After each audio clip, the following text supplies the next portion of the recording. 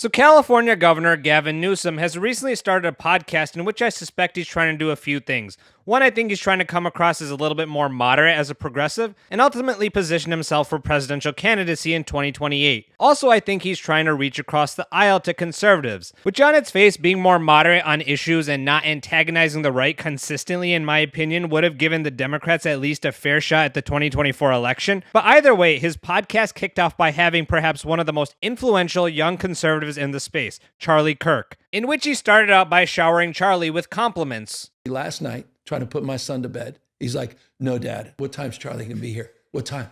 "Dude, you're in school tomorrow." He's 13. He's like, no. Wakes up at 6 something. He's like, "I'm coming."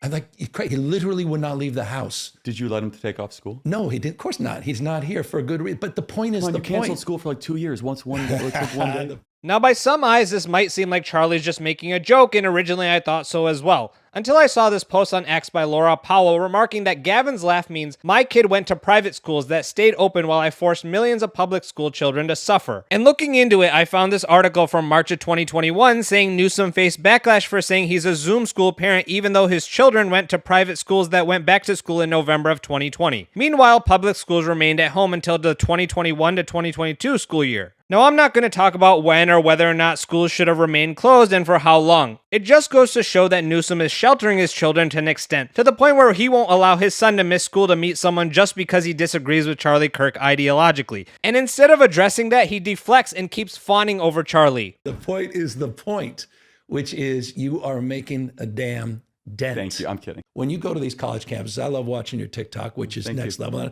clearly that's expressed by my 13-year-old son. I want to meet this guy. Yeah, I actually... He's coming to a Turning Point event this summer, Tampa, Florida, Student Action Summit. I actually am by the way, if you should be concerned. But so let me say, here is why I'm concerned, because you have expressed that I should be concerned as a Democrat, that we're getting clobbered. Okay. Yes. You figured something out. It's not. I think you talked about it the other day. A lot of folks were talking about that Carville article. Roll over and play dead. In essence, he said that. I think it was a strategic retreat, right? That we need to come back. Trump's starting to implode. His numbers are getting soft. And this was even before the tariff issues, et cetera. And then come back and strike when hot. And immediately, nobody else thought about you, who's just 24/7 flooding the zone, owning this space, every day getting a convert, every day picking up 1, 2, 10,000 folks, continuing the momentum, coming out of this damn election. And then I'm thinking about, we're going to stand back and watch you run circles around us for 6 months, the next 2 or 3 years, waiting for the moment to finally strike. Now, I do think that it's a good thing when you recognize what the other party is doing right and you show humility, but there's a difference between complimenting someone,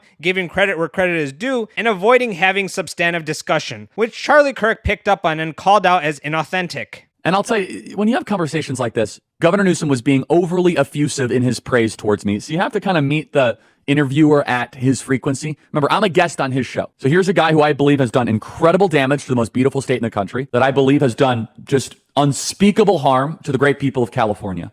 So here he is kind of throwing on the praise. It's a difficult thing because you don't want all of a sudden look as if you're just coming out like super aggro. At the same time, you must challenge. And then proceeded to grill him on some important issues, including how they selectively clean up San Francisco when it suits them. Why is it you were able to clean it up for Xi Jinping, but you can't clean it up? Guys, that was the dumbest thing I've ever heard in my life. By the way, you guys weaponized that. I saw that on 25. You know what? I will happily revert back to your counterpoint as weaponized. In this case, weaponized. Weaponized. Can I get the Xi Jinping It was streets ridiculous. back? Give me a break. No, but Governor, with all due respect, I saw a beautiful picture of San Francisco that looked like Singapore. By the way, and then Xi Jinping leaves and the Walking Dead come back. By the way, it was APAC. You had dozens and dozens of foreign leaders. And California is not San Francisco, but I am the governor of California, not the mayor of California, not the mayor of San Francisco. You were the mayor, but I just want to understand, why is it that we have to clean it up? But you have to admit, it's emblematic of something that if enough important people show up, it can get clean. So why not make it clean all the time? And it's funny that he says they're weaponizing that when he's literally on tape admitting that's in fact what happened. I know folks say, oh, they're just cleaning up this place because all those fancy leaders are coming into town. That's true, because it's true. And that's not the only non-answer that Gavin gave to Charlie. It's like you right now should come out and be like, you know what? The young man who's about to win the state championship in the long jump in female sports, that shouldn't happen. You as the governor should step out and say no. No, and I appreciate but like, would you do something like that? Would you say no men in female sports? Well, I think it's an issue of fairness. I completely agree with you on that. There's also a humility and a grace.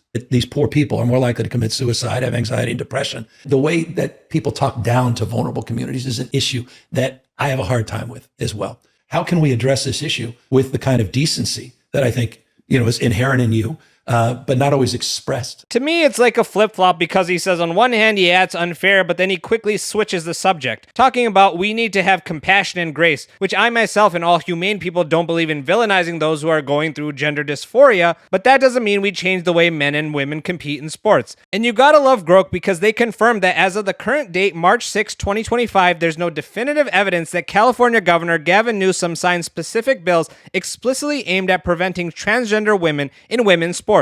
And this, in my opinion, was one of Gavin Newsom's bigger L moments because he not only gave non-answers, he got pushback from the far left as well. Like Mary Cosby saying, Newsom throwing trans people under the bus to Charlie Kirk to bolster his presidential run in 2028, finishing it with some colorful insults. Or William O. Douglas on X, Gavin Newsom brought neo-Nazi Charlie Kirk onto his podcast to slag off on trans people, saying he's clearly running for president and a disgusting backstabber who's all too happy to sell us out for political expediency. Or the leftist podcast Majority Report made a video Gavin Newsom teams up with Charlie Kirk to throw trans people under the bus. Which, if you don't know, that's co-hosted by Emma Vigeland, whom had this to say about men in women's sports.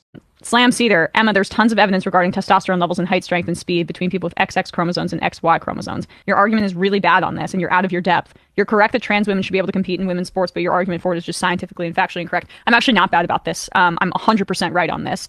I don't give a about the scientific explanations. People, if they identify as a woman, get to compete in sports. If that's not fair in the short term for a variety of little competitions, I don't give a I don't give a shit because the societal interest of including trans people in society trumps stupid competition. Full stop. So I'm right about this. You're wrong about this. And someone whom, when Donald Trump recognized Peyton McNabb, who was affected by this issue, quote tweeted the video of the incident of Peyton getting the ball spiked at her head, which resulted in her TBI with ha ha ha ha, showing just how evil she is. But enough about Emma and back to Gavin, because he's pissed off not only the far left, and others were flat out not buying it. As Skylar said, Newsom is trying to shift more moderate to make a play for the national stage, and it's shameful to support his efforts to do so. Or James here calling it, as I did, a non-answer. And plus Charlie Kirk called out his hypocrisy. You signed a law where school districts can't even tell parents if their kids are trans. Not true. Okay, then, okay, then. No, they can. They just can't get fired for not doing that. The law was explicit, said